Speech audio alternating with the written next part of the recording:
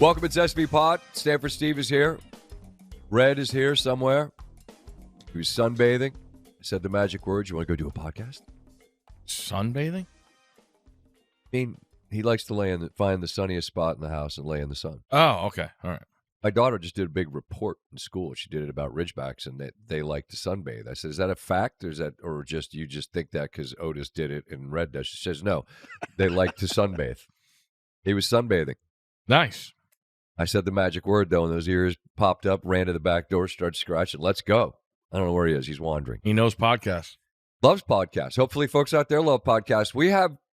Hold on. I got two things. All right. Before we begin, Steve has two things. How long do you wait before you beep the horn when somebody in front of you has a green light and they don't go? I give him a hard count of probably 2 Mississippi. I'm at 0 now. It's unbelievable how people aren't paying attention. Well, because the first thing they do when they get to the stoplight is do what? Get on their phone. Start doing whatever. Get off the phones, people. You're driving. That's a fair. Come on. That's a fair statement right there. Also, zero is zero. Okay, then you're an asshole. Because when the guy behind me, well, you know what? I'm going to fix it. Stanford Steve is on a one-man mission to fix green light texters. Because you know what else? What else? People at the other intersection, parts of the intersection. You know what they hear? The horn. Right. You know what they're going to do? Go. Put their phones down. So now we start going. Now we pick up. Helps traffic. Traffic's a big issue everywhere. Just drove in Florida. You can have it. Texas in the snow. You can have it. Scottsdale. Holy hell, how long are those lights? Have it. We got to pick up the pace, people. Pick up the pace. Put down the phones. Green light means go. And I got another thing. Okay, another question from Steve. No, this is a statement. Statement. I wear AirPods as much as anybody. I spend a lot of time by myself. But people, when you're having a conversation, take the AirPods out. Take them out. It'll quicken everything that we're trying to do in society. Take them out when you're talking to people. Please and thank you. That's what I got. In review, you get to the stoplight, don't pick up your phone. And if you do, head on a swivel. Green light means go. Yeah. Number 2, conversations, earpods out. What are they supposed to have? What do you mean? Conversation with who? People, when you're talking to people are talking and they have their AirPods in there. Oh, excuse me, what? Like they're listening to something while they're trying to talk to people. Oh yeah, that's it's ridiculous. You could listen to the pod unless you're listening to this pod. In which case you just give him a one finger like this. Hold on a second. I'm listening to Steve. He's saying something important. Oh, he said to take the AirPods out. I guess I will. Very simple. Hit pause. Take them out. Excuse me. Yes, that's it. Maybe you don't wear AirPods, so. No, I'm deaf. Maybe there's a happy medium between 0 and a hard 2 count where you just give them a second. But you know the thing is if somebody's scrolling, they don't have any idea. So saying you see them with their head down, right. Lights up there. And the thing about when you see somebody driving, looking at their phone as they're driving, it's the most ridiculous thing in the world. You're driving a fucking car. Yeah. You don't need to watch TikTok. You're driving the car. And when you see them, you want to punch them because it's dangerous. And then, this is me, not you, maybe you realize you're the one doing it. And you go, well, this is stupid. Put that phone down. And if you have to take a call and grab your phone, pull over. It's not hard. Steve's fixing it. He's in a one-man mission. Yep. Come on. Join the train ride. Let's make it a 2-man here and say just start honking horns. Get people moving. And if you see somebody driving and they're on their, just honk their horn at them and be like, put your phone down. Kill somebody, for Christ's sake. For goodness sake, my wife says, don't say that. Excuse me. Don't blaspheme. Don't blaspheme either. Man, we got a whole bunch of rules here at the start today. There we go. Bills, Ravens, Commanders, Lions, Eagles, Rams, Texans, Chiefs, divisional weekend set. If talking about games that happened Saturday on Wednesday feels like pointless. Everybody and their mothers had a crack at it. I think we look forward. There are some things to look back at, storylines that came out of those games last weekend, I think. I'll just say the people that are done with Tomlin, it's a real issue. Pittsburgh's got to figure out what they want to be. It's like the team that makes the tournament. You're good enough to get a bid, but you're on the 7-10 line and you don't win any games. Like, what are we trying to win titles, or are we trying to make it to the tournament? Pittsburgh's not a team that just wants to make it to the playoffs. So they got to figure out what the hell they're doing. 9 years? A lot. 6 straight playoff losses. Right? 6 straight playoff losses. All right, I thought I read 9, but that cannot be right. I mean, you know that it's a big club that has an affinity for Coach T, and I'm in it. He'd be the first to say, this isn't what we're trying to do. Not just trying to get there. That's interesting with the headline of Russell Wilson and O.C. Artie Smith's relationship on Pat McAfee's show right now as they start their show with it. And going back and catching up on Hard Knocks the last couple of weeks, I started thinking to myself last night, their season ends. It's when they lose this game Saturday to the Ravens. And I'm thinking to myself, and it was cool. Tomlin, he changed it up. He knew it was a division opponent. He talked about familiarity, how it's going to help him with the scout, but also he got to get his team right. And what he did was, in the game getting ready, he showed all positive plays from when they beat the Ravens earlier in the year in Pittsburgh. Changed practice, didn't practice at the facility. They took buses, went to the Heinz or whatever, Acrisure. Let's call it Heinz. All right, the big ketchup bottle. They went and practiced there to get the game field, stadium feel, even though it was still cold out. And not once in Hard Knocks, and this is 7 episodes, can I remember seeing Arthur Smith talk to Russell Wilson. It was always Tomlin and Russell Wilson. And in the most Russell Wilson situation ever, they get their doors blown off. Was that the last? No, after the Bengals game. Yeah, they tough loss. They're not even walking off the field, and Cam Hayward is a guy that I might respect more than anybody in the NFL, and he's hurting. He's walking off the field. Oh, I saw this one. And Russell Wilson walks up to him and says, it's all right. We're going to go win 4 more. Let's go win 4 more. How about winning 4 more? We'll win the next 4. Come on, man. That's when he went and said he didn't want to talk about the past. Bingo. He was moving off the next 4. Well, guess what? You got 0. 28-14. See ya. They were really, really limited. Mr. Unlimited was real limited at the end of the year. That was an interesting deal because it worked, but only to a point. Right? Only to a point. And Pat's show, they're starting with did Smith prefer Fields? So they got a situation to figure out there. Yeah. Situation to figure. It's interesting. Very interesting. All right, look, if we're going to do this, let's talk about the quarterback situation with Minnesota, because you and I both believed that Darnold had an excellent year because he did. And you said he got the bad game out of his system in Detroit. He's going to be all right. Thought so. Well, he got sacked 9 times by that hellacious Rams group. They got a bunch of youngsters that are eating right now. And I asked Troy after the game, you get graded with a sharp pencil. When it ends like this with the Detroit game and this game, that's it's like you have a good round of golf going and you finish double-double. Did you ruin the market for you moving forward? And I asked how big an impact, and before I could even finish the word, Troy just said big impact. And he said, this is not the conversation that you would have been having 2 weeks ago about his future. And I guess it's harsh, but to the same thing you could say about Pittsburgh, are you just existing in Minnesota, a team that's never gotten over the hump just to get there? I'm sure you're not. But wow, it went bad for Darnold in the end. Yep. And we love, and I mean love in this day and age, to overreact and pile on. And I get it. As bad as he could play against Detroit, open throws, all the fourth downs. We covered that game. And so flying home yesterday, I read a lot of stuff about guys watching the tape, and then I saw Orlovsky doing his thing and him going at Stephen A.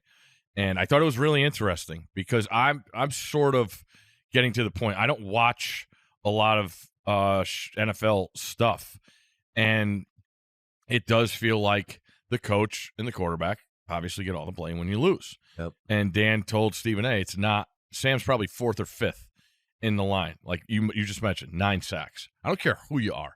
And Dan talked about it. He's like, there might have been 3 quarterbacks in the league that would have had success against the Rams with what that offensive line did.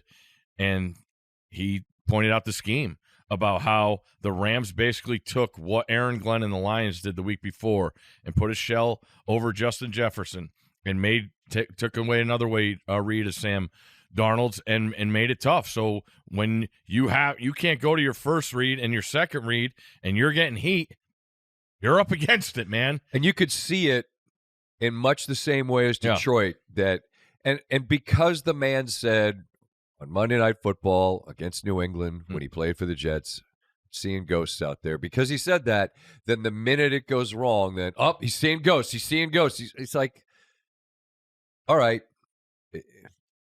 He looked uncomfortable. Mm-hmm. It's hard to describe sometimes unless you see it in real time, and we were out there on the field right before halftime. It happens in a blink. They went for it on 4th and 2. It felt desperate, maybe to me unnecessarily desperate. Is that the one when we were on the field? Yeah. Yeah. And that's the one where he got avalanched and the guy Superfly snook at him and landed on him, and somehow they didn't call it. Yeah. Which, by the way, I'm glad they didn't call it. He was in the air as the guy hit the ground. Like, you can't suspend the laws of gravity and not land. So I'm glad they didn't call it, because typically they would have. But my point here is that when you see it at field level, these are enormous human beings moving at warp speed, and when that so fast, right? And when it's so fast, man. And we say it, people, you don't get it. And I'm sorry, this is like you got to see it. And once you do, you go, holy shit! How do you ever get anything to work? I don't know. But when that first thing's not there, and now you're a little skittish, and now that internal clock in your head has got to be going tick, tick, tick, tick, tick, tick, and now you're on the ground. And all right, look, this isn't me defending him. It's amazing to me. Go ahead. No, so going back, what I was going to say is the overreacting thing is, I'm sorry, I watch a lot of NFL. You're trying to tell me the Titans wouldn't take a shot with him? The Browns wouldn't go through Poop Town. You're trying to tell me that no one's going to offer him money? Cleveland, come on, the Raiders, the Giants. I agree. This is where the overreaction, and this is the worst of what we do. Thank you. The worst of it, is you can't just say, man, 14-3 and it ended badly. Nope, he sucks and he's gonna work in a Jiffy Lube. Nothing against Jiffy Lube. It's just you act like he can't be a quarterback in this league, that someone will, in a league where there's clearly a shortage of competent quarterbacks. Mm-hmm. Now, does it cost him the highest end dough that I was throwing at him after the Green Bay game, where you saw that video in the locker room and you saw the way the team reacted to him, and you heard Justin Jefferson say he's our leader, and he said it again after they lost to Detroit? Who set the tone? He did. Well, okay, if it cost him top-end dollars, then it cost him top-end dollars. I'm not saying he's blameless here. I was definitely in the chorus singing his praises, and he struggled. So did his O-line. 9 sacks. Mm-hmm. Kind of a lot. It's the most the Rams have ever had. Whoa, excuse me. Hey, now. It snuck up on me. I thought I could finish the word without... You chug a bottle before the show. You're going to get a little reaction. DC intake. But that's a giant story, obviously. Go ahead. Yeah, and I'd still take him over so many of the options. But the biggest question is the team he's on right now. Right. I mean, and the part that we can't know, they took J.J. McCarthy. We know that. He was hurt. Darnold led him to a 14 or whatever record. And Troy did say, look, if you win 14 games and you get to the playoffs and you don't win any, then it really doesn't matter. You might as well have been a team that didn't make the playoffs. That to me felt really, that pencil was razor sharp that we're grading with, because now you're saying you're either great in the playoffs or we're not going to have you be our quarterback. That you better know that McCarthy's better than this if you want to say that. I just think about how many more years of like Dak Prescott have we seen. It's kind of like the same exact thing. He got $1 bazillion. And he's done this, and how many times in the playoffs? 5, the last time 6? Last time he played in the playoffs, he was bad, and they got blown out by Green Bay on their home field. So that's the thing that sucks the most is for Minnesota is you had an all-in game, but it was on the road against the 1 seed, who really was the 1 seed all year long, Detroit. They were the best team in the NFC throughout. I don't think there's a reasonable argument against that. You lose it, and now you got to go on the road, and you play a Rams team that's playing inspired football for probably a lot of different reasons, and it's over. That gives us a chance for me to just say to the Arizona Cardinals, and I don't know organizationally what goes on. We all heard the stories. Like rich people organizing planes and all, that's a cool headline. And I'm not dumping on that. That's great. But the entire, whatever had to happen from a league, a team, city standpoint to pull that off, we were there. It was incredibly well done. That stadium was in all of the Rams colors, all their gear. It's set up to make it feel as much like the home game that they earned, that they couldn't have because of the tragic situation that unfolded in Los Angeles. Matthew Stafford on the field, and he's like, unlike anything I've ever seen in my time. And our team, our organization, salute to the Rams. We saw Snead afterwards and had a chance to visit with him a little bit. Like organizationally, love him. How about McVay? I mean, that guy's he's got it, man. He's got it. Comes out. I didn't ask him what was in his cup. Hopefully it was a celebratory drink.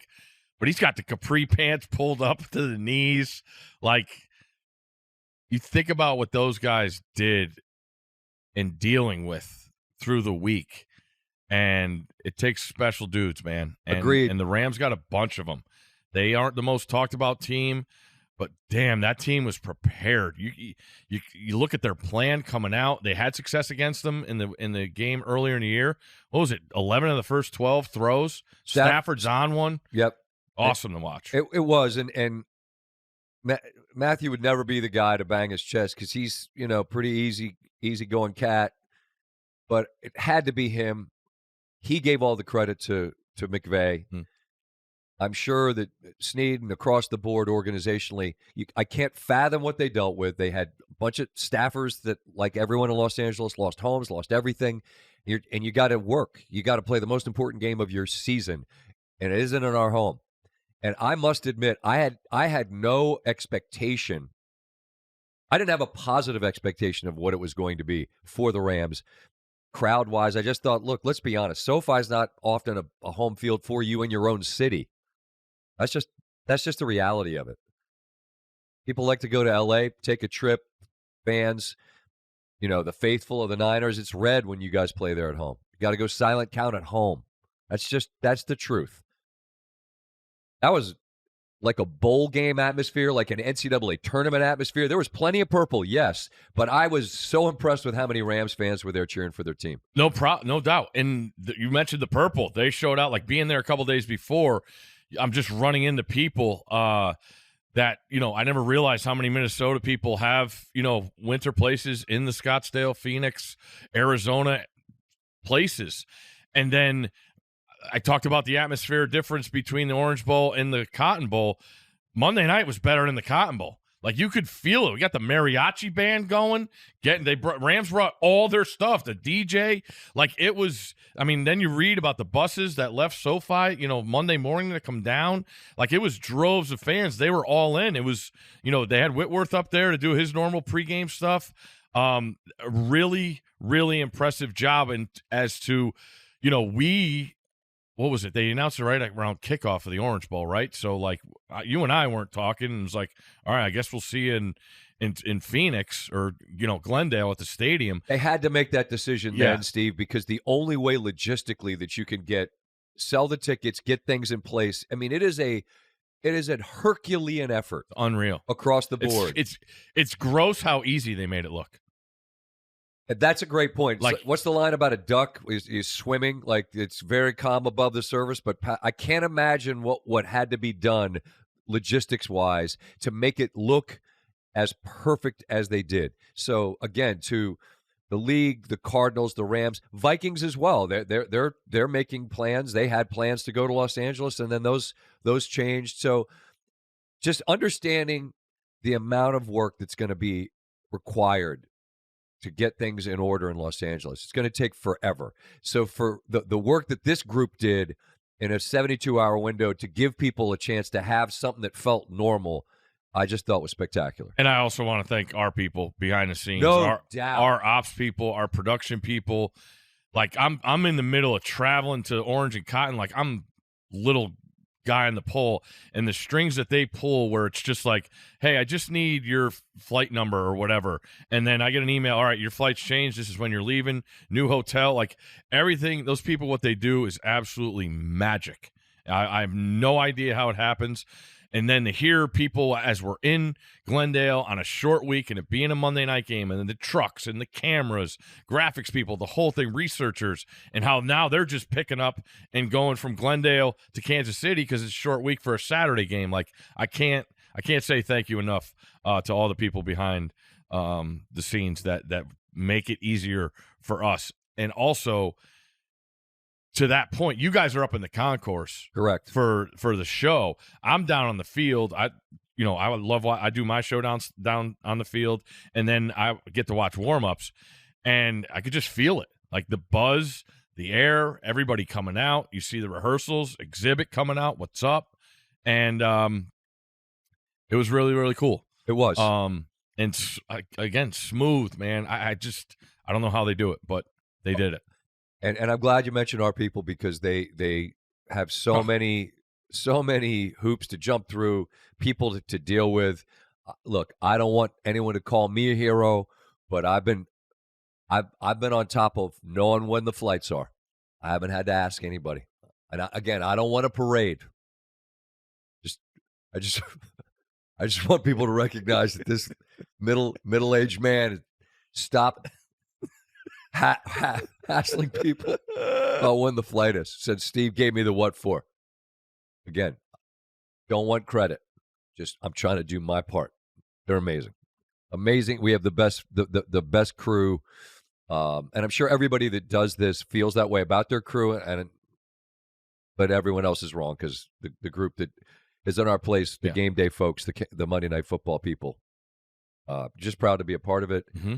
And hopefully we did a decent job reflecting what was going on there. And I'll tell you this, that Rams team that now heads east, Philadelphia, I buckle up. Yeah. I buckle up. All the favorites better buckle up. Let's go through these games. Yeah. Buffalo, Baltimore. There's a Sunday, 6:30? Correct. About 9 degrees. Yeah. 9-ish. I can't figure out what if I love this more, the scales, do I love more or hate more about what comes with this game? And you're thinking, what's there to hate? Well, one of the quarterbacks is going to lose. And in the tonnage of conversation that you get post Sam Darnold having a tough finish and what that means for him, Lamar Jackson loses in Buffalo. Well, MVPs, but can't do it. Struggles in the playoffs again. Josh Allen, home field, had it last year against Kansas City. Didn't matter. Can't do it. Second year in a row, lost in their home field in the divisional round.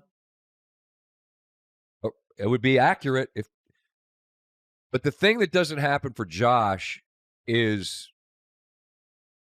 the game he had in Kansas City when they lost with 12 seconds, 13 seconds left in the game, the last time he had touched the football, and he walked off the field with a lead both times. Both times. Mm-hmm. In regulation and in the overtime. Doesn't get talked about. You can't play the position better.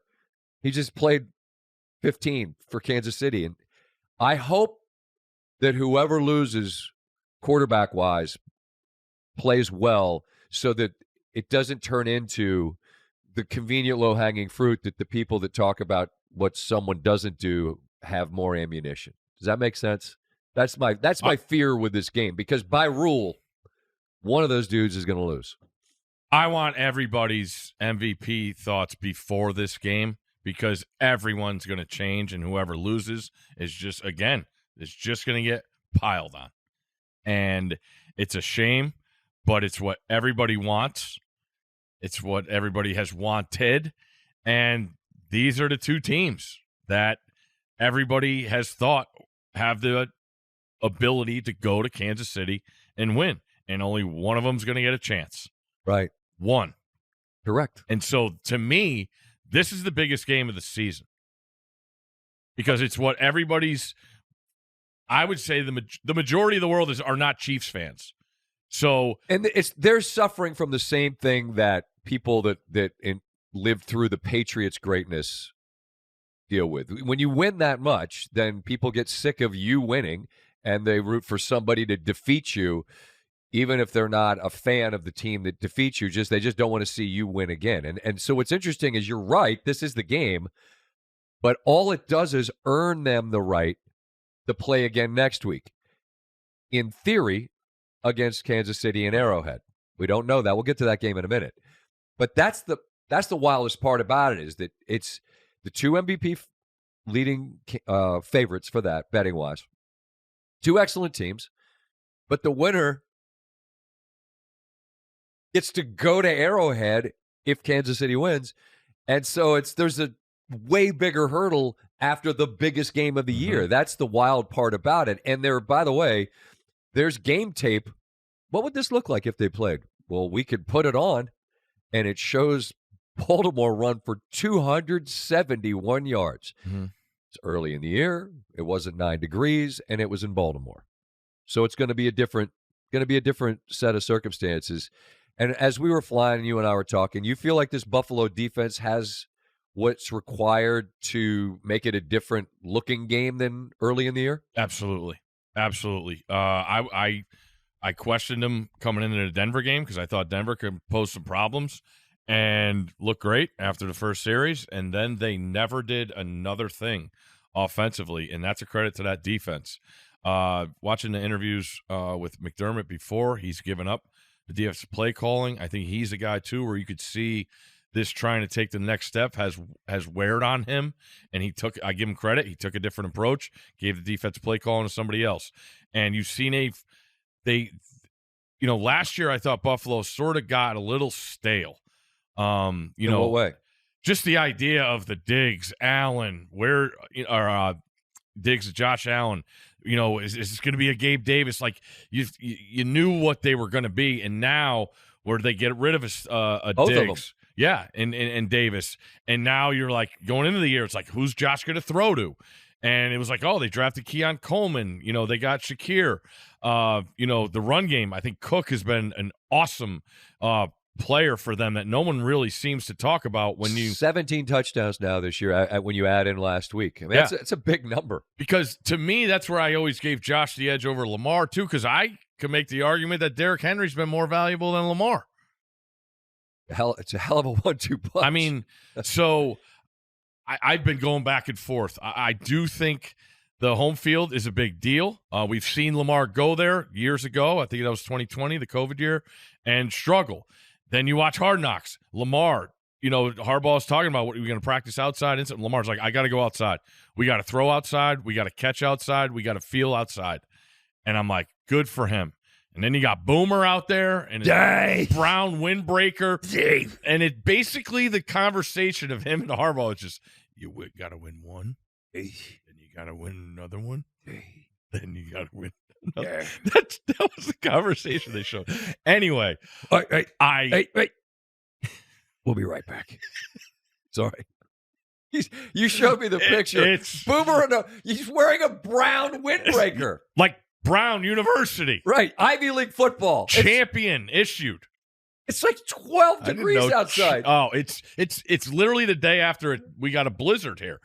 So anyway, about the game. Boom, you got to check the weather, bro. You know what? You know what, Boom? This is not a He man. doesn't feel this weather. isn't a man's like, hold on, let me, I got to, where's my down jacket? How do you think Boom's down jacket's doing? Feathers all over. Wait, I got it. Wait, I got the brown zip up. And he has matching brown gloves. Nobody better. In the world. Legend. We'll be right back. Go ahead. So I've been hemming and hawing about this game. Okay. And now I think I'm on Baltimore. That number has shifted in that direction. Correct? They're favored in Buffalo. If I'm trying to assess personnel, like whose personnel do you like better? Baltimore's. Coach, you would take Harbaugh. Right? He's You've seen him do it. Yeah, there's that. So I think Zay Flowers is big, though. You know, they didn't need anything against Pittsburgh. Like they're gonna need something extra here. You know, Baltimore. We saw what they did against Pittsburgh. They put in a couple wrinkles in the run game. They get out to a lead. Pittsburgh's not coming back on you. This game, I just feel like you're going to need somebody who's going to step up. Is it still Bateman in the end zone? Last year, I don't know what Bateman's numbers are touchdown-wise, but he scored a ton of touchdowns this year. And Andrews leads the NFL in tight ends touchdowns. Correct. After it was the first about 6 weeks, because remember, Likely had the huge game week 1 against Kansas City, and everyone was like, pick him up, and Andrews wasn't scoring. It was this gigantic, how'd that work for you? Never started him. Maybe it was in spite from the other guy. It's fine. Bateman's become a touchdown scorer in that offense. And a lot of it has to do with the fact you play action at 22, someone's likely to be open because they're worried about 89. And then, hey, here's 7. Bateman's got a bunch of touchdowns this year. Mm-hmm. So, yeah. You're on Baltimore. I'll take Baltimore. Okay. One other thing before we get to the other games. You know how we'll do shows up against like Sunday Night Football, and you'll be like, "Who's watching?" Not one human. Right. If you ever see me, if you're the one watching when we come on, I'll say, "I'm looking for a show of hands." Not a single human. So, if anybody is going to be up after SportsCenter Sunday night to watch Scott, set your DVR for like 8:00. There's a great championship drive college football show. Who's on it? Previewing Ohio State and Notre Dame. It's one of my favorite shows of the year, but not one human watches it because it's up against the Sunday night divisional game. We're at the end of the year and we're in a pattern of always working with each other, but we have friend Greg McElroy, Booger McFarland, Joey Galloway. I never get to work with those guys, and that's these next 2 days, Sunday and Monday, I get to work with them all day. We have so much fun. But, just set your DVR.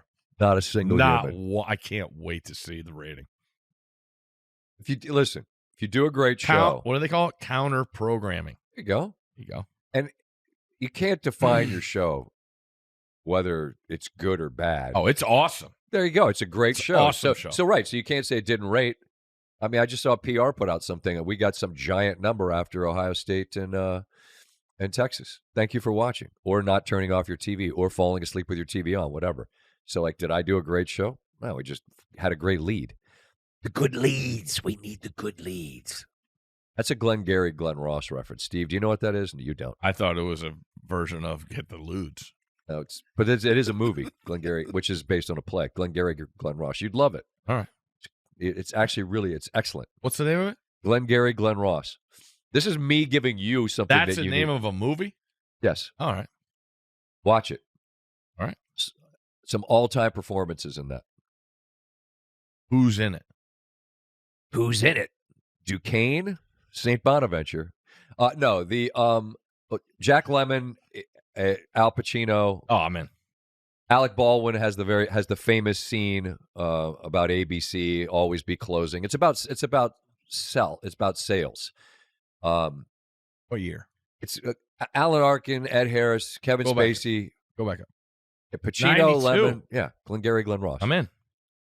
All right, next time you're on, I got a flight. We'll talk about the film. It's dark as shit. Okay. Dark. The good leads. We need the good leads. Get me the lewds. Washington has a game, baby. They beat Tampa Bay in yet another fourth quarter win for a rookie-led team. Jaden Daniels, as advertised from the camp through the season. If it's there to be won in the fourth, he does it. Been excellent. Tampa they made two mistakes in the game. Baker fumbled, and they had a third and very short, sort of bad operation on a snap that ended up a couple times they had issues with the snap too. They decided they settled for three, and that they never touched the ball again. And so Washington gets to go on the road and take on the 1 seed in Detroit. I'm pretty sure Detroit's going to score some points. But I think the Commanders can score as well. And I know that this Washington team does not view this as some house money situation. They don't. They view this as we have the same opportunity that they have. We have a playoff game. That's what we have to lose, just like you do. You don't have more to lose than us. Mm-hmm. You're expected to, so there's more pressure. But Washington doesn't look like they're on scholarship, and they just get to go to Detroit for a fun Saturday night. So I think every now and then, what do we always talk about with a new coach and a turnover, like new ownership, new GM, new coach, that the easiest thing to sell is optimism and hope. It's going to happen across the National Football League with all of these teams. Vrabel goes to New England. He's shown what he can do. We're big Vrabel fans. Mm-hmm. But they got stuff to fix. I mean, he got the gig because the Mayo situation didn't work well. They didn't improve. They're a bad football team this year. But everybody that gets a new coach, the Jaguars, the Saints, the Raiders, everyone's going to be selling optimism. Well, what Washington has done in a really short window is ride the slender shoulders of their quarterback to create belief that they can win games, and they've done it. And no, they didn't go in having beaten a bunch of playoff teams. You made that point. Well, now they've beaten two. Mm-hmm. The recipe for them is going to be your defense made enough plays against Tampa to give the offense a chance. It's going to be a Herculean task here. You're going to have a hell of a hill to climb against this Detroit team just to slow them down. But I think the offense can give them a chance. And I know you think that this is a ball game, right? Absolutely. I get it. Detroit has been the story of the league. I've called them the best watching football all season long. But when you watch Washington, there are serious problems they cause because of 5 at quarterback. And, I mean, that shot he took on the sideline where the first thing to hit the ground is his ass, like, he's got to take care of himself. And that didn't get a flag either. That was interesting. I don't think it needed to. He's still trying. Okay. Guy was standing in it doesn't matter. Go ahead. All right. We got to hit the quarterback more because Mahomes gets away with murder on that sideline. Because then fair. You got to let up, then they go. Right, then he gets 20 more then yards. You got to watch the film with the tape with the coaches. Why didn't you hit him? Yeah, right, that's exactly. Fair. Go ahead. No, I think they cause super problems. I get it. Minnesota lost to Detroit. All the credit to Detroit for getting home field. But I thought that more was about Minnesota's insufficiencies offensively. There was points there to be had, and they didn't take advantage. Now you got 5 coming in who's a master of creating something out of nothing, and when he's on schedule, he's shown that he could be a problem also. So I think again now with the playoffs, and we talk about how everything gets magnified, all the pressure's on Detroit, and how many times I've never seen this in my life. Never. Have you? What? Seen what? Well, they've never been a 1 seed. That's what I'm saying. Like, no, well, no one in anyone's life has ever seen it because they've never been the 1 seed. And they'll come out. They know what you're up against when you're going to face Detroit, and you got to. I think Washington has the goods to last. I think a huge piece that Washington got back last week, and you saw it evidence itself on that last drive. Austin Eckler, in a game where they could not run the football at all, they use him in the passing game, and he caught a massive pass that got him a first down. On that last drive, it became a situation where they can get enough first downs here. They can exhaust the clock, kick the field goal, and Baker Mayfield never touches the football again. And that's exactly what they did, because there's a 3rd and 1, and Daniels play action, and he's just as casual as you can be. Pressure seems to not be able to touch this dude. Gets the first down, they snap it, kick it off the upright, and it's good. Everyone had jokes about Zane Gonzalez. Apparently, like, he's got OCD issues. Like, he deals with that. So I understand everyone has their fun with it. Like, this is a thing he's trying to manage. So let's try to understand what we're looking at here. Kick is up. Kick is good. Barely. Left hand is up. Who are we? Commanders. Look, around here, it's been a long time coming. And they got a game Saturday night. What do you think? I'll tell you what I hope. I think Detroit's Detroit for a reason, and they're home for a reason. They should be favored by more than a touchdown? Detroit? Yeah. I understand why they are. I agree with you that Washington is going to compete. I believe the mindset that Quinn has established and in a short period of time has instilled is that they're going to play. They really haven't gotten their ass kicked this year. They've lost some games. Yeah. Got away from them in Philly. Okay. They lost a weird one against Dallas. But my point is that I don't think they're going up there to get trucked. I don't think that. Oh. I think they're signing up for 60, and I'm optimistic. I'll totally own this. I grew up with the pennants on the wall. All right. Washington Redskins were my favorite team. That and Maryland basketball, I was really lucky because in my life, I've seen the teams I root for win. I understand it's dusty. I understand it was a long time ago. I moved away to go do Golf Channel stuff and ESPN stuff, so I lived in Florida. I lived in Connecticut, and that coincided with them stinking. It was real easy to be like, it's a long time. Decades. And so I'm you're not no spring chicken. No, I'm not. And because of that, I was a human being, a grown-up. I had formative thoughts, and I saw them be great. And then I had decades where they weren't. And so just to have a game where, as I sit here, I'm looking up on a computer screen, and I see the Washington logo, and I'm thinking about them playing on Saturday night, and it's really an exciting thought. And there are people, and there was a great attrition to this fan base. It was one of the greats. When they played in RFK, famously, there was a waiting list for tickets. You were never going to get one. And now, you could walk in. I don't even know if they check your wrist. you could just, for years, you could just kind of show up. Left hand up. Now, and look, a lot of they're still dealing with that because the attrition and the loss of that loyalty and passion. Because the single worst thing you can have is apathy. Hate still is emotion. Not caring at all is way worse than anger. And the anger died around here.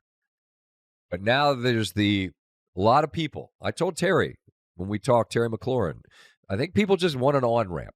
People like me. A reason to say, it's there. I loved this team. And I mean loved as a kid.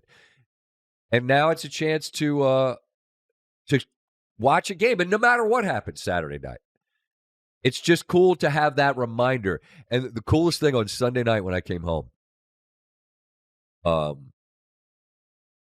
get home late at night from doing the show. I just make my rounds, walk through every kid's room. They're all, your kids sleep under the covers. Like, it's different every night.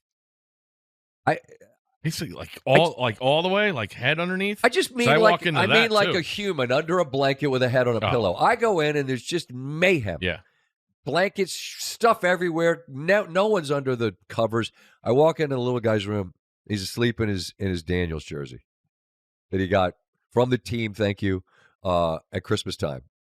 And the coolest thing is to be able to leave a note. When I was little and I couldn't stay up for games, like my mom or my dad, sometimes my grandparents would leave a note with a final score. And like when you woke up and looked at that piece of paper and it said that the team that you rooted for won, it was the coolest thing in the world. Better. And so just to be able to leave, they won, give them the score and think how excited they're going to be, that's fun. And so you feel maybe little loyalties being plant that seed within. Your wife doesn't listen. You could say it. They're Commanders fans. There's a Jags component here. We got family members that are part of the Jags group down there, and the Jags have been very kind when we've gone down there. Yeah. Kids run around this and that. They're Washington fans. Yeah, Commanders fans. There's no Jags in January. Not this year. There's not. So, and five plays for Washington. So we got a chance. It was just neat seeing a little guy sleep in that jersey and thinking that on Saturday we get to say, hey, look, it's late, but keeping tabs on the game. One thing about the game that's absolutely critical, and this is where you learn about yourselves and take the next step, Washington has to tackle in space. Because why are all these teams the 1 seeds and the better teams? They have absolute difference makers. A guy like Gibbs, even Amon-Ra, like it's such you have to when you're on the road too. When you're on, oh God, good luck. Yeah, you miss him and it's he's usually already biased, so I don't even put him in the equation. Fair point. But that's how you limit things. Like it can't be, a third down conversion where they get 40, like limit it to 13 where they have to get another first down. That's in this round. That always seems to be the difference in the big play capability. Detroit has made a living on it, and Washington has some too, but you have to be able to try and limit it. That's where I think it's huge. We're working our way backwards here. Yeah. Actually, I'm splitting them. I think these are kind of the orders. I think if you would have given like the networks a draft, I think the Bills Ravens. Seems like they got one. Bills Ravens would have been the number 1 game. I think the Washington Detroit game would have been the second game if the networks got to pick. Would have been the one you chose. The best watch in the NFL this year, Detroit, against the best rookie story of the year in Jaden. Yeah, I think Philly and the craziness, though, and all that's going on with Los Angeles, there's a game, there's momentum. Like, just right now, I totally understand what you're saying. I think it's a toss-up. We're thrilled to have Houston, Kansas City. I'll get to that game last as we work our way towards it. Philly, Los Angeles, I said early, I would be very wary of the old graybeard Matthew Stafford and that defense coming in against an offense that was not great against Green Bay. I still, to this moment, have no earthly idea when Philadelphia recovered the opening kickoff. I never saw it. I saw the Green Bay returner with the ball in his hands on the ground. When did Philly get the ball? I said this to a buddy of mine yesterday. If I'm LaFleur, I'd have been arrested. I would have gone berserk to demand someone explain to me, when did they get the football? What the fuck are you looking at? I never saw it. And the Eagles scored on that drive, and then nothing happened for most of the game. And look, Hurts had been out. We understand that. They've been so reliant on Barkley. And I talked about there's tape of Baltimore and Buffalo, what Buffalo did. Well, there's tape of Saquon running for, I don't remember, unofficially 348 yards. That would have been a record. It wasn't quite that, but it was one of those games where he went for big numbers, a huge second half, and so the Rams clearly have to keep 26 contained. But, yeah, thanks for the scouting report, Scott. We'll try to tackle Saquon. I think that this Los Angeles team is just, they're dangerous, and they're going through a lot. I don't know how you keep compartmentalizing all that they're trying to process, but I just think it's a scary team that's going to Philadelphia. What are they getting? 6.5. Give them to me. Yeah, I'm totally with you. I like all the dogs that are getting multiple points. I've retired, so underdogs. Really? They again. Well, retired. Here's what I'm doing it as I'm doing it as a service to those that like underdogs, because I say I'm done, and then naturally the Rams. You're like a boxer. Come out of retirement? Like Tyson Fury? I've retired. How much you going to pay me? I'll turn up and fight. If the Rams get the lead, watch out. Watch out. And that is something they haven't done a lot this year, and that's what made them so different against Minnesota. And Stafford talked about that. We were finally able to get our defense a lead and let those guys do their thing. A lot of youth on that defense. But yeah, I'd be wary. It's also not a night game. Could be a snow game. Really? Could be a snow game. All right. Just keeping an eye on the model, Steve. The Euro is the model you want to keep an eye on. That's the one that the GFS has been struggling to figure out, when does the energy transfer. Not the American, the Euro. It's the Euro. Well, the GFS is struggling a little bit. The Canadian model suggests it's just an absolute blizzard. But they get away with. What is it? It's Wednesday. Just in the next 24 hours are going to be critical to get an idea. But I'm not here joking. Too. Yes. But it could be. We'll see. Could be a 90. Could be a 995 bullseye. Or it could be out to sea. And weather porn. Get to look at them. Saying we're going to get a foot next Wednesday. That's a week from now. What are you talking about? We're close enough. Wait for the GFO. GFS, Steve. GFS. There you go. No, the GFS has been struggling. It's the Euro. Euros, all hail the Euro. Actually, you know what it is? It's just all hail whatever model says your area is going to get the most snow, so you can say, lock it in. That's what weather weenies do, Steve. I'm not one of them. I don't tweet that. You are. I just follow them all and look every time the models come out to see, what are we going to get? I say I won't, but then I do it. What a loser. Next. Anyone in the world think Houston can go to Arrowhead and compete? Yes, I do. Why? I like their personnel defensively. Went there and competed a couple of weeks ago. They did, but you pointed out something interesting. When they played them in the regular season and they went to Kansas City, they were a 3-point dog? 3.5. What are they this week? 8.5. Same teams? Yeah. What are we doing? Same field. Right, so. You'll be there, though. We will be there.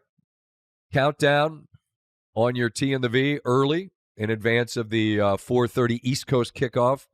So that's our third trip to the Kingdom. Arrowhead's awesome. We talked about it a bunch this year. Look, it's got to be the defense, which was carried the day for them against the Chargers. And I guess it's a good thing that Herbert got his money, right? Because if after that game, the way Darnold had his game, then everybody'd say Herbert's not a guy, right? Right, exactly. But he already got his money, so we're good. We're good. We don't okay. have to talk about it. Okay. Jordan Love. Yeah, how'd he look? He got his money, but we're good there, even though. It's only guys that are up on contracts. I see. Got it. Well, I mean, because they're the ones trying to get the money. The ones that have gotten the money that have the Herbert and Love playoff games, you're like, In Love's case, you can put on the tape from last year from Dallas and San Francisco, but that was weird. Those Green Bay exit interviews, people seemed like something weird happened there. We were in Lambeau walking around in elf outfits, and they pitched a shutout, and people were talking Super Bowl. And then they lost to the Bears and got Vikings. I thought they lost to the Bears on their home field. Oh, they lost to the Vikings. Yeah, the week after we were there. Right, in Mini. Yep. Then they lost on their home field to the Bears, and then they went to Philly and got – that was kind of quiet as kept, that everything's kind of unraveled. But then the exit interviews, dudes were – energy in the room, but it didn't seem great. Kind of odd. I don't know what happened there. Back to the Texans and the defense and that ability to get to the quarterback. The Chiefs feel like they've tightened some things up on the O-line, but Mahomes has lived under pressure for a lot of this season. I'm just going to be honest. I cannot, and my brain can't process anything other than them winning and hosting whoever wins Buffalo. Oh, yeah, I totally think they win. I think the numbers are very interesting, though. Mixon's got to have a big game. Has to have the way he could catch the ball, the way he could run it. And obviously, you go there, you know what you cannot do And somehow teams always seem to do those things. And you mentioned a great point about the Washington drive at the end of the Tampa game. That's how I feel like Kansas City plays the whole game, is just limit your possessions and what they do. Third down conversions, whether it's throwing to Kelsey, whether it's Mahomes running it, whether it's Noah Gray, who's had an awesome year in big situations. They got some pieces back. I do think they're more capable in the pass game with Hopkins there. So and Hollywood Brown's healthy. The game I remember them all playing, because they haven't had to since they won at Pittsburgh, was just the way the ball came out so quickly, because you want to limit Pittsburgh's ability to get home. Oh, at Pittsburgh, yeah. Christmas Day. Ball was out. And they never guarded Kelsey. Seemed like a mistake. Yeah, I didn't understand that one. Big 8'7". He's caught some passes for a while. I'd have heard of him. Houston looked, I don't know what the word is. They were non-competitive. It's 6-0, and then it's third and a mile, and there's a snap and the miracle play. It's easy to say that the game turned on that, because it did.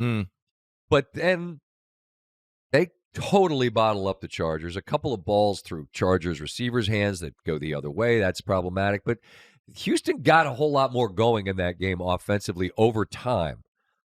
And they walk in under the best possible circumstance, which is that nobody thinks that they can do it. And they just faced them. Right. That's what I love. I mean, I love that idea that you've gone there, you've already seen what it is, and I still really, really like their defensive personnel. How can you not? So I give them a puncher's chance. Okay. We'll be there again for Countdown. I'm sure we'll talk about that. What's the path look like? What do they have to do? Can't be putting the ball on the ground. Can't throw it to the wrong team. You got to keep your poise. They're 60. That's very, very important. Seriously. We joke about keeping your poise, but it's in life, but especially for the Texans Saturday. Eyes on the prize. Troy Aikman told me the other night, I said Dallas is a coveted job. He's like, I don't know how coveted it is. I thought it was really interesting. He knows it, lives it, lived it, still lives it from not just where he is geographically, but he's always going to be a guy that's going to get asked about Dallas because of who he was for them. And made me think, here in Washington, new ownership, everything changed when Snyder left. Mm-hmm. Jones is not the toxic situation that Snyder is, but there are some of the same issues. And by that, what I'm talking about is just an owner who's just cannot help himself to be involved to such a degree that you're going to have to deal with him. And I wonder how, of all those jobs, you look at and you go, well, how much money do they have committed to their receiver and their quarterback? Does Parsons want to stay? Parsons said it was heartbreaking, like devastating to lose. Yeah. He was pro McCarthy. You let a guy walk that was an accomplished coach. Who wants that gig? Well, you get a bunch of money and you get attention, but can you win there? It's 1 of 32, so it's just like the Raiders is appealing because it's 1 of 32. Dallas is, but is it coveted? And Troy really made me think. I should have framed it differently. The question should have been, because of Jones, how does that impact how coveted this job is or isn't? And I think he answered it. I find that to be a really interesting thought. Who will want, and ultimately who will Jones want to be his guy? Because whoever it is has got to be someone that's going to acquiesce to Jones's involvement. Because you know what middle 80s billionaires probably aren't going to do? Wake up one day and go, hey, let me do something totally different. I just did Wright Thompson for some reason. I don't know why. Hey, he's got a lot less energy in his voice. Well, I'm going to do a little bit less. I don't know if the story was true he told on Landman, but it was fascinating. He was great acting in that. He's a charismatic cat. I don't know if you were in there the other night, but we had Schefter with us on the road, and I simply asked him, I said, Adam, is it right to say the Dallas Cowboys are run like no other franchise in sports? What'd he say? Yes. That tells you all you need to know of how different that dynamic is. And I think a lot of people struggle with that if they hadn't been there. You know, you look at Garrett, how many years he had there. Big he was Red? a player. He knew Red J. Red Jesus, my bad. But he knew the infrastructure, being a player there for so long. Changeli, I believe, was an assistant. I mean, Parcells coached there. So it's different than any other job in the league, and I think people struggle with that, not knowing exactly all the intricacies until they're in it. And it's tough, man. But, man, being there is like people, they are just starving. You look up in Jerry World, you see that banner, and it says 1995, last Super Bowl. Right. So what are we talking about? They're a TV show. And they get talked about a lot, and they rate. They don't win anything, ever. And you got to deal with a guy who's an 80-some-odd-year-old billionaire. It's his thing. He's not going to ever be any different than he is. So you go there knowing you're going to get a lot of attention, but they haven't won since then. And the number of playoff wins, I mean, like, you could do a lot of comparative shopping here and just point out, I mean, C.J. Stroud has as many playoff wins in the last 2 years for the Texans as the Cowboys have in how many years? They don't win a lot of playoff games. I don't know.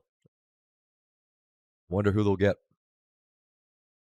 Just think about the jobs that are open, and it's like, well, the Jets, I don't know, what's their quarterback situation? What's going to happen there? You're in New York. They've been terrible for a long time. They haven't gone to the playoffs in forever. The Saints, well, their cap situation, they've been in cap hell since Breeze. They're trying to kick the can down the road, trying to figure out how to not fall off a cliff. And all that did was kind of keep them in a place where they weren't terrible, but they can't be great, right? Mm-hmm. The Raiders, okay, well, they haven't been good in a long time. Yeah, but Brady's involved now. Cool. Can he play quarterback? I mean, every job in the NFL is covered. How about Jacksonville? Sure, that too. They don't even know where they're going to play home games. The owner wants to play overseas. Your quarterback's getting paid more than anybody.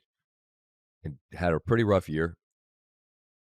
But again, that when I think about Detroit having to prepare for a playoff game, and both your coordinators, Philadelphia dealt with this years ago when both their coordinators, like Gannon and Steichen, got head coaching jobs off their Super Bowl year.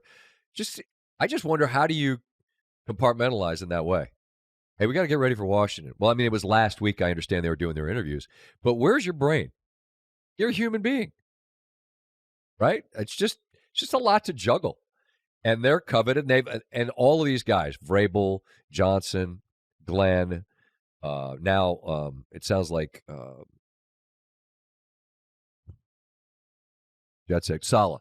Feels like Saleh's involved, whether he's head coach or does he want to go back to San Fran to be the DC. I mean, everyone's kind of trying to holler at the same people. And then it's on them to decide, well, which one do I want, I guess. I had heard that maybe Jacksonville made sense for Johnson, but then when Balky, the GM, stays, it's like, do you want to go there in that situation, or do you want a whole new deal? I just find the process to be really interesting and kind of fucked up if you think about it. Yeah. And people love this league, and I don't understand. Like, all they do is just ask questions. No one knows what's going to happen. Well, and the other thing is that you get Lou Anarumo. A couple of years ago, he's the hot DC. Well, the Bengals this year, their defense was a disaster. Mm-hmm. And so they make a move. 6. What? It got rid of the whole defensive staff.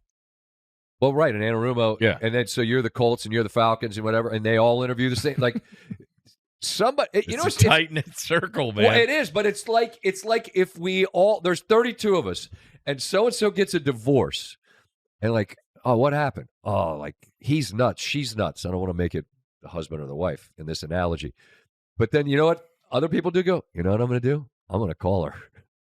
Hey, you want to have lunch? It was a catastrophe over there. Yeah, no, it'll be great here. We're going to make it work because it's all the same. It's the same circle of people. And then you just put on a different hat and say, hey, we're going to fly to the ball and all this and that. We're going to compete. I find it wild. Pete Carroll's in the mix. Is he? Rex Ryan. Is he? I believe he is. Okay. Last time they were good. That's true. That's true. Rex just goes on TV and talks about he's going to kick everybody's ass. Yeah, it'd be great. I'll kick Vrabel's ass twice a year. All right. He means it. He's not beat. No. That's what he thinks for sure in his dome. Divisional weekend. I have other things. I don't know. We've been talking for a while. No. You probably have stuff to do. Just want to squeeze this in. Did we talk a little SEC hoop the other day? Just that league? Just Ole Miss went to Bama. When we were flying back yesterday, I said, you know who I think's the best team in that league? Florida. You said Bama. They both lost on their home floor last night. Missouri went into Florida and got a victory. Ole Miss went down to T-Town and got a victory. Those are impressive wins. You went on the road in that league. You're doing something. And we also talked about how Georgia is ranked for the first time in quite a long while. Because last week they had the perfect schedule. They got 2 ranked teams that came into their place in Athens. It was Kentucky and Oklahoma. They beat them both. I looked at the next 4 games for Georgia, and they're Tennessee and Auburn. Then they go to Arkansas, who's now desperate. Cal's 0-4 in that league for the first time ever, and then to Florida. So the thing in the SEC that's going to happen, I guess Lenardi was talking about it, you're going to have a great week if the schedule sets up for you, or if you can steal one on the road. But then you're going to have a bad week where you're just going to be up against it from a road schedule in terms of what your ranking is. I don't even think that matters. No, you're just going to have so many bites at the apple to get those resume wins that when push comes to shove, they're going to get more teams in than any league ever has. I feel it's certain. They have to. There's just too many good teams. Yeah. Too many good teams. Basketball league now. I mean, hey, Big Ten's about to win 2 in a row, potentially, favored to. I do want to say this, though, about a team I watched play, and by the time this comes out, it'll be dated. But Iowa State welcomes Kansas tonight. You watched Iowa State play? Nah. In Maui, they blew a game bad, I thought. They had the only loss they have is to the number 1 team in the country. And by the way, Auburn, Johnny Broome is out for a while. They have 8 quad 1 wins, and they won their first at home last night. And that's without Broome. And you and I said this, we were talking. I said, you know what I think they'll do? They'll just roll out one of the other studs they have, and maybe they'll go smaller and play quicker, and it won't matter. And they stomped a ranked team. Yeah, the dude from New York City is pretty good. The only loss Iowa State has is by 2 in Maui to Auburn. When you get a chance, watch Iowa State play. It's just a relentless, ferocious, competitive appetite. That's the only way I can describe it. I watched them in Lubbock over the weekend. Texas Tech's good. They were favored at home against the number 2 team in the country. That normally means walk to the window. And Iowa State signed up for 45 because they were able to force overtime. But it's not one guy, and they're kind of the modern construction. Like 3 of their better players, one was a Buffalo transfer, one's a UNLV transfer, one's a St. Mary's transfer. But then they've got their own sort of guys they recruited there. And Coach O can go. Jefferson, Lipsy, Jones, Gilbert, Big Milan. Say that way you don't screw his last name up. Jackson, if I didn't say his name. You just don't know who it's going to be. Watch Iowa State play. They're feel bad for their head coach's sleeves on his shirt. He does a lot of curls. They are strangled. A lot of curls. He should just wear a cutoff. I like that. We go suit, but Coach is ever going to go back to suits? Coach Willard wears a suit at Maryland. Yeah, a guy from Missouri wore one last night. That's a nod to Pitino, I believe. I believe that Coach Cronin, when Maryland played UCLA, they both Coach Cronin goes 3-piece. His gear is immaculate. Speaking of Pitino, Garden was rocking last night with Georgetown in there. Awesome. Yeah, I was following that. It was hard. There was 4 games on that came down to the wire in that early window. Yep, and you had to be good with the clicker. But then I was watching TGL. Yeah, that was. Tiger, we're gonna need you to not hit it in the water, bud. Charlie laughing at him and just put his head down and then critiquing. Why didn't they announce him? Charlie? No, Tiger. They did. It didn't come on the broadcast. All they did was play Eye of the Tiger. Well, then he walked out through the smoke and the stuff. And they said, like, whatever, that guy, Steele, introed every guy. I never heard him say Tiger Woods. Remember, let's go back to Boom. They get the gist. Oh. I mean, I assume we don't need to say who that is. Like, it's... They did for every other player. Right, because Tiger's one of one, so he just gets Eye of the Tiger and comes out of smoke, and here he is. And then they got trucked by Morikawa's guys. I think they held back. Who, L.A.? No, the golfers. On what? Not one guy hit it in the water. They all did. And I think they were getting mad at maybe the technology? Yeah. Yeah? I got that gist. All right. But then Kiz hitting the stick. I'm like, good Lord. Then he almost made the next one. That was Homa and Tiger legitimately laughing to the point they were both weeping. Yeah. Because their guy Kiz hit the stick. Kiz was on the struggle bus last night. He's an announcer now. I was going to say, he's segued into that broadcasting. He's like, prepping. Golf's a hard game. I mean, there's a title game also. I know, just a quick thought. You'll be in Atlanta for that. Yeah. Notre Dame needs to play A game.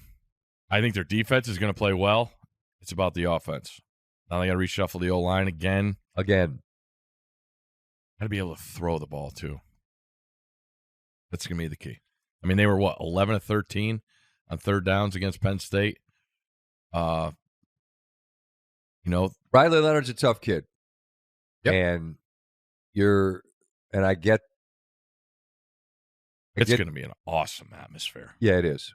But I'm with you on the you're going to have to be able to throw it, because I would imagine Notre Dame is going to look at this and say, all right, your D-line's a strength, but we're confident that we can, even with our line being moved around some, that and the audacity Notre Dame has to play man every single snap. Boy, does that get a little like you go down 10-0 like they did to Penn State against this team. That's not going to be a good. Not the recipe. Just don't start out the game like you did the last time you were in the national championship, where Eddie Lacy just ran through your team. That was the site of the famous, they signed up for 60. That's where it all started. There it is. Barrett Jones walking up the... I told Saban that story when we were walking through the tunnel the other night. He's like, yeah, felt pretty good about that one. I'm like, you think your cat that? But he also made the point after Barrett Jones did that, going up the tunnel, that's when him and McCarron got in an argument on the field in the second half. Right, they were ahead by 1 million, and McCarron did something wrong, and Saban was furious. Looked like he wanted to fight his quarterback. What was it? Jones, the center, turned around, and they started arguing. Yeah, but but then late in the game, there was like a procedure penalty or something, and they just that showed you the laser focus of that group. And again, I've told the story, but I can't express how clear it is in my mind what it is to see a team walking single file and those Bama uniforms, and all you hear is the sound of the click-clack on the cement, and they're beating the absolute 28-0 snot out of Notre Dame. Should have been more. And there is silence. They're not excited. They're just furious. They're furious because they had to stop kicking their ass for the halftime, and that's when Barrett Jones just screams out, "They signed up for 60!" Think of what is required to have that level of focus on the task at hand, to think, we must continue to obliterate what is already dead. And Manti Te'o told the story about how he's coming out, but they stopped Notre Dame before the game. And Alabama comes out. Chance Warmack, Barrett Jones, Fluger. Or is that the big Fluker? DJ Fluker was just a mountain.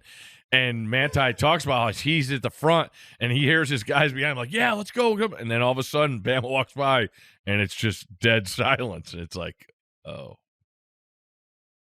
I can't imagine what that would be like to be Notre Dame a really good Notre Dame team before you play the biggest game of your life. And then seeing that and just the visual being enough to pop the bubble. You come out of different tunnels now, so you'll be all right. That and that first drive when it was like, oh, so this is just sort of a dump truck going down like a 20-degree. Is that enough of a slope for it to be a runaway? Sign up for 60. Okay. Anything else on the way up? I don't think so. Just bring it full circle. Scottsdale's really good. I told my wife that. I said, you know what Scottsdale is? Everything's awesome. Everything looks brand new. It is. And they don't look like you know what Scottsdale doesn't look like it has? Shitty sub shops. Like some dirty, dingy old place where you get like some bad grinder. No. Everything looks like some high-end juice boutique. Steak 44 is an all-time place. It's the best appetizer I've ever had in my life. Chicken fried lobster tails. How made you have? 2.5. Just to get it started. Yeah. I like it a lot. It's 118 in the summer. Don't care. Okay. You're not hanging out outside. That's probably true. I do think it's right there with Vegas and maybe Hollywood for one of the toughest places to live if you were unattractive or as a guy, broke. Yeah. Good luck with that. Yeah, if you're a broke boy in that town, you probably have to move. Or drive an Uber. But they don't even use Uber. They have those Waymos. Good. Have you seen those? What's a Waymo?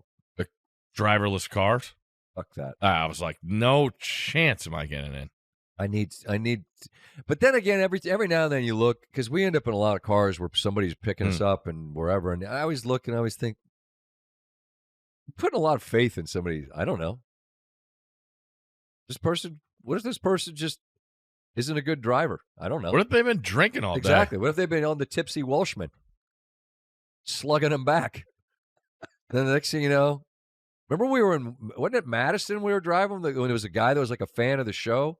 Was it me and Rosillo? I think it was me and Rosillo. And there was a guy that was a fan, and he's driving, and he's talking to us about the show, and he's full on going to go right through a red light. And we're like, whoa, whoa, whoa, whoa, whoa! He literally slams on the brakes. You guys want a spotted cow? I'm so sorry. I'm like, hey man, let's we can talk about who's the jerk when we get there. But we're no good to anybody if we get T-boned in the intersection here in Madison. All right. So I guess what we're saying is if you're at the stoplight, put the phone down. Make sure if you're driving with somebody, they're not smashed. And if you're like about a 5.5 to a 6 looking dude that isn't fairly liquid, I don't know if Scottsdale's your town. We have horns in our car for a reason. Use them. Just don't be the guy that leans on it. Oh, yeah. Somebody cuts me off, I'm on it for next quarter mile. Where are you on the finger? Or you just give them that mean look? No, horn. Horn's more effective. No, but then you drive by and you give them this? You give them that look? Or give them a shrug? Nope. Like, what are we doing? Nothing. They got the gist. Quarter mile of a horn blowing. Message delivered. Quarter mile. Yeah. Don't be that guy. Just give him a little beep, beep. Let's go. Just a little quick one. Beep, beep. People need a little juice. But there's a big difference. I think Red's arrived to say. Oh, yeah. He's told us it's way too long. He's giving us a stretch, like wrap it up. Literally, that's what that stretch is. Hey, pal, get out of here. Hey, Dad, we've had enough. I'm hungry. But I'm just saying there's a big difference between this. Listen. Beep, beep. And beep. There's a big difference. Me. Right. So I'm suggesting that the beep beep is just as effective because that'll make them look up and realize the light's green. Yeah. They might not hear it, though. Well, they'll definitely. They probably got their AirPods in. There you go. There you go. All right. Enjoy your week. We'll see you back here next week. We'll have championships set in the AFC and the NFC, and we'll have a national champion to discuss. NBA. We're going to get to that, too? Yeah, I got a project for us. Okay. I'm guessing it's probably not going to be a lot about the Wizards. Maybe we'll bring back Wizards Daily. It's a list. Shout out to JaVale McGee. Oh, I'm good at lists. Have a good week, y'all.